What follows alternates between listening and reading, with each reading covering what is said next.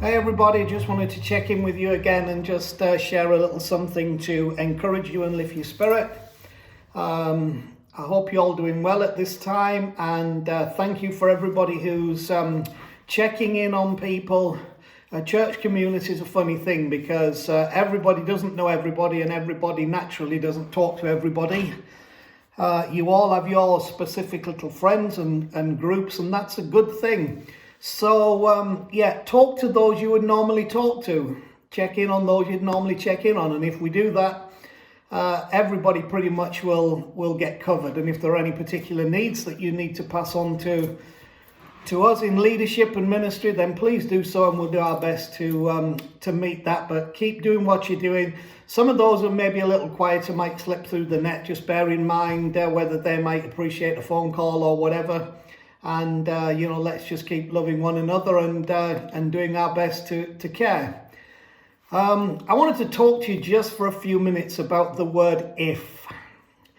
It's a little word, 2 letters, but extremely powerful.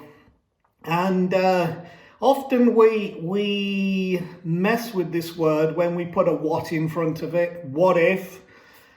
Usually he's leading to some sense or leading from some sense of guilt and self-loathing. Or we put another word sometimes on the end of it, if only, meaning if only something had happened. Or in other words, we then put pressure on ourselves that if we knew then what we knew now, we might have responded differently. So let's drop the what and let's drop the only, and let's just talk about the word if for a minute. I've been thinking this week, which is what triggered me, and I think has great connection to what all of us are facing now with this strange circumstance of the coronavirus and shutdown and all that stuff. So if my father had not been buried twice in the pit, in the coal mine where the roof fell on him, if that had not happened twice over the course of 18 months, and if he had not survived that, but even more so, if that had not happened, which was a very unfortunate experience, frightening experience, threatening experience, if that had not happened, then I would not now be living in York. And if I wasn't in York, I wouldn't have been introduced to this wonderful group of people that I now get to lead and pastor and have done for the last 28, 29 years. If that had not happened to my father, I would have not have been here. And then when my father-in-law, who obviously wasn't my father-in-law at the time, came here to pastor this church, I would not have met his daughter Chris, and I would not now be married to Chris, and we would have not had the journey that we had for the last 40 odd years. If my father had not been buried in the pit. Now, that's a disastrous thing that occurred, but the if around that has actually turned out to be something you could not have planned or expected. But what I'm trying to say is so much of my life experience and the wonder that I've had and everything that I've been able to engage and appreciate with has happened because of that. Now, I in no way, not for 1 second or 1 cell of my being, believe that God did that in order that blah, blah, blah. Or that my destiny could not have unfolded in life, whatever that means, by some other course. But the truth is it didn't. And I'm here. And so much has blessed me in my life because of being here. If my father had not been buried in the pit twice in 18 months, none of this would be. Also, if he had not come through to York, which was a strange place to come really when you know where we came from, in a coal mining village in South Yorkshire, if he had not come here on a particular weekend in 1961, then the lady who was in the church that day, who asked the pastor, "Who is that young man?" meaning my father, and being told he has had this accident in the pit, he can't work in the pit, he needs work, and I might have found him a job in York, but they don't have a home. This lady said, tell him I will buy them a house if they come to York.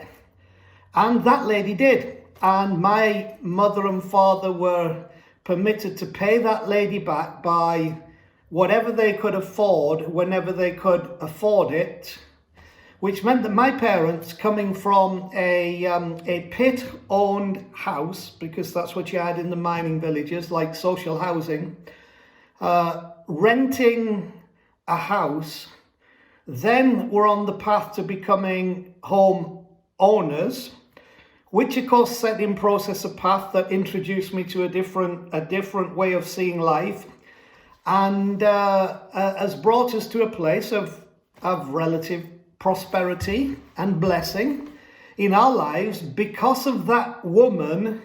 If they'd not been there on that Sunday, if that lady had not been there, then some of the things that we now have the blessing of experience and the changes of mindset and all that has come from that would not have taken place. If you see the if my father had not been buried in the pit, none of this would be happening in our lives right now. One other thing I wanted to say is that I left school at 16. I was not keen on academia at that time. Also coming from the family mindset we had, you worked. I remember when I finished school on the Friday, on the Monday I set about fixing the roof of the house and painting the house at 16. A gap year was something that you had in your life when your two front teeth were coming, and there was a space between them. We didn't understand gap years as we understand it now. So 16, I'm doing that, and I went and took an apprenticeship with a national company, and the first year was an induction year, and I excelled. I was the top apprentice in the year, and the tradition was that the top apprentice got to choose within the company whichever trade you now wished to pursue. Well, top of the pile was always considered electricians. You sparkies out there, you were considered the brightest and the best. So I chose that I would like to follow the path of becoming an electrician. But I remember having submitted my application, being so certain that this would be my course of progression. The chief instructor called me into his office and he sat me down and he said, "Whenever I look at you, Anth," he said, "all I can think of is plumber." Well, my heart sank, I have to admit, that moment, because it was like, the kudos of being a sparky at that time for us boys growing up, and the potential and even earnings potential was great. And now he's looking across the desk at me, who's the top apprentice, who has put their first choice, and telling me, whenever I see you, this is all I can think of. So he said, so I'm not putting you in as electrician, I'm going to put you in as a plumber. Well, I'd be lying if I said I was not somewhat, disappointed and put down and set back and probably a little angry. And so that's the course that was chosen for me, the path that I was given to take. However, what I did not realize at the time is that this path would best serve everything that my life needed to express, not just from my own desires, but from whatever the bigger plan, the bigger purpose of the universe is, that somehow we stumble into that gig graciously and gratefully and thankfully. I did not realize that this was the most incredible career path that could have been offered to me. So I took up the academia. I excelled, was top of the class every year, got distinction in everything that I did, moved into other areas of learning which were way in advance of what I ever expected to do. Because I was in the role I was in, I was sent back to college, and I could go on as many courses as I wished for as long as I wished, all being paid for by the employer. So I did for the next 7.5 years. I educated myself at the expense of British Rail Engineering Limited, and progressed very well up the learning scale.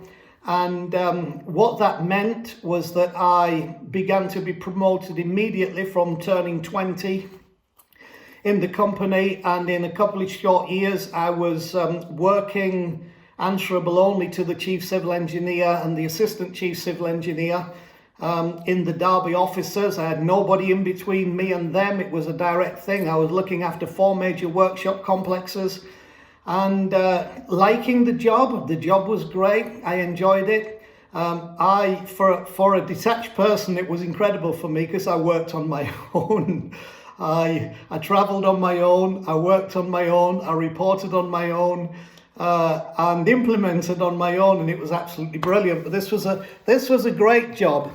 But also in the academic side of things, I progressed through the scale, and was invited by the principal of the college at that time to go for a conversation with one of my head tutors, and we sat there, and he offered me a job there and then for the coming school year. He offered me a job of a lecturer in building technology.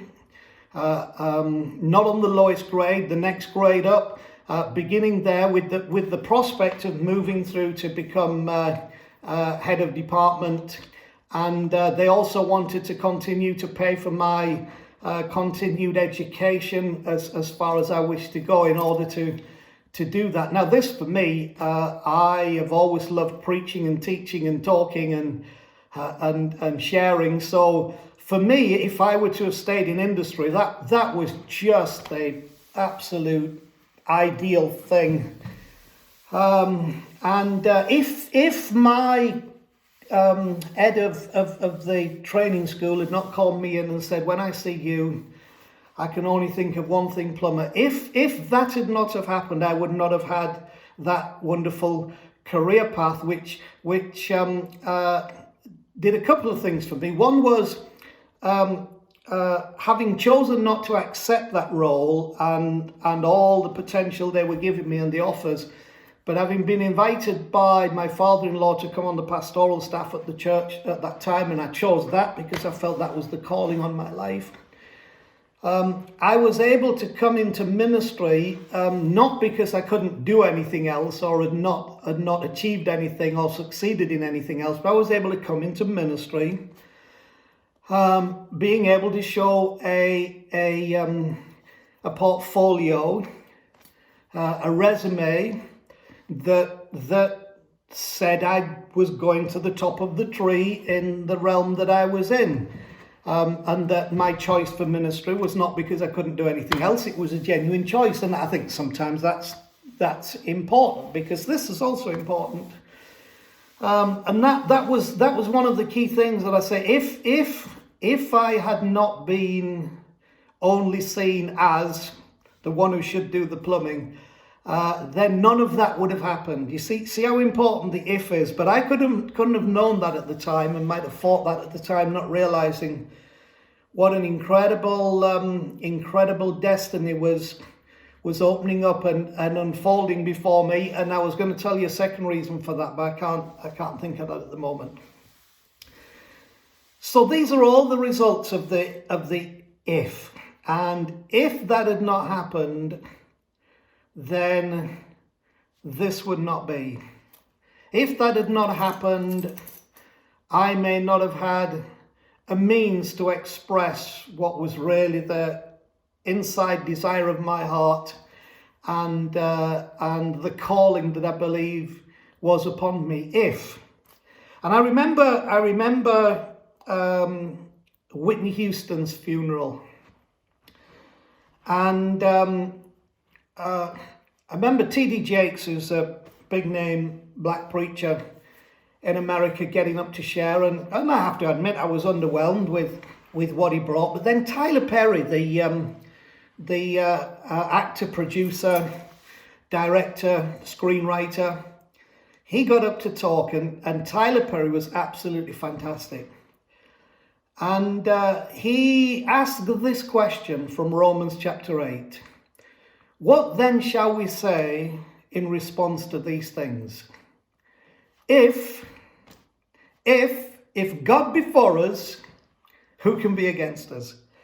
And he went into that chapter to say what shall separate us from the love of God that is in Christ Jesus? Hardship, tribulation, famine, life, death, whatever. It said, knowing all these things, we come through as conquerors.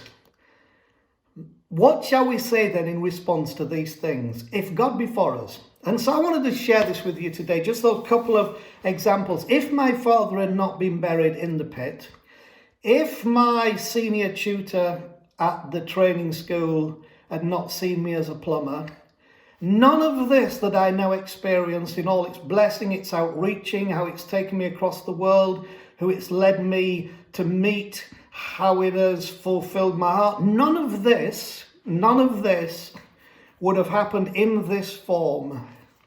And so I wanted to encourage you today, what's the if in your life? In this situation, what's the if, right?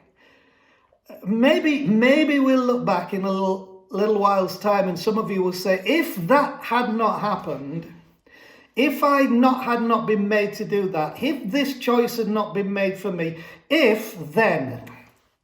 And so I want you to lift your spirits, because I do believe, again, there are many of you who, how you define God in your understanding, and I don't mean that belittling or because I'm afraid to say how I define God, but those of you who understand the interaction and of the divine and the impartation of the divine, the thing I talked about on Sunday, God with me, God in me, God as me, whatever that is, I want you to get a hold of the fact today. If God is for you, then, right?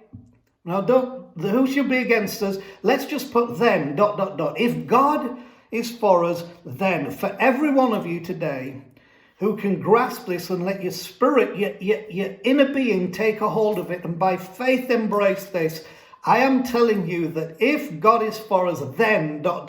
If, then. We're living in the if, but in a little while we'll be living in the then. And hopefully you'll have a great testimony to share. Now, one last thing before I go.